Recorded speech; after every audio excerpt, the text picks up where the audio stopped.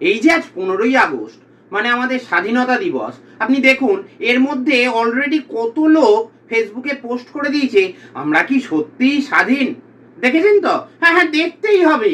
আমি বলি হ্যাঁ হ্যাঁ, আমরা সত্যিই স্বাধীন। 1947 সালের 15ই আগস্ট ব্রিটিশদের হাত থেকে আমরা স্বাধীনতা পেয়ে গেছি। কিছু লোক জ্ঞান দেবে আরে আমাদের দেশে এত করাপশন, চারদিকে এত ক্রাইম। আমি বলি করাপশন এবং ক্রাইম বন্ধ করার আমার কাছে একটা হেভি উপায় আছে। বলবো? করবেন না। মানে ক্রাইম করাপশন এগুলো করবেন না, তাহলে দেখবেন এগুলো আর হবেও না। তবে আবারও বলছি, আমরা স্বাধীন। হ্যাঁ আমরা স্বাধীন। আরে বাবা, আমাদের বাক স্বাধীনতা আছে। আমি মানছি আপনারা কেউ কেউ বলবেন যে এখনো যদি সরকারের বিরুদ্ধে আমরা কোনো কথা বলি তাহলে অনেক সময় পুলিশে ধরে নিয়ে যায়। আরে বাবা, ইংরেজ আমলে ধরতো না, সোজা গুলি করে দিত।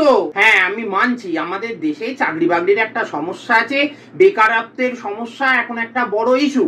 কিন্তু এর মানে এটা নয় যে ইংরেজ আমলে একবারে কোনো একটা বাচ্চা জন্মালে তাকে বার্থ সার্টিফিকেটের সাথে হাতে একটা অ্যাপয়েন্টমেন্ট লেটারও ধরিয়ে দিত, তেমনটা ছিল না। কিন্তু আমাদের দেশে চারদিকে কি নোংরা কি নোংরা এসব বলে সমালোচনা করছেন, অথচ আপনি নিজেই রাস্তার মধ্যে প্লাস্টিক ফেলছেন, থুতু ফেলছেন, গুটকা খেয়ে অন্যের দেয়াল রাঙিয়ে দিচ্ছেন।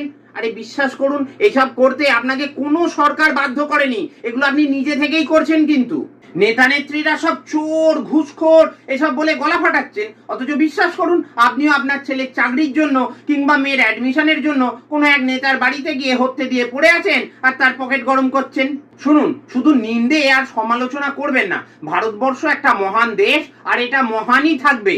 চেষ্টা করুন নিজেকে বদলানোর, কারণ আমরা বদলালে তবেই দেশটাও বদলাবে। ওইসব আমরা কি সত্যি স্বাধীন মার্কা পোস্টে গিয়ে নিজের জ্ঞান বেশি দিতে যাবেন না। আপনার যা জ্ঞান আছে তা শুধুমাত্র আমার কমেন্ট বক্সেই দিন, আনন্দ করে দিনটা কাটান আর স্বাধীনতা দিবসের শুভেচ্ছা নেবেন। আর হ্যাঁ বলছি, অবশ্যই করে আজকে কিন্তু ড্রাই ডে পালন করবেন।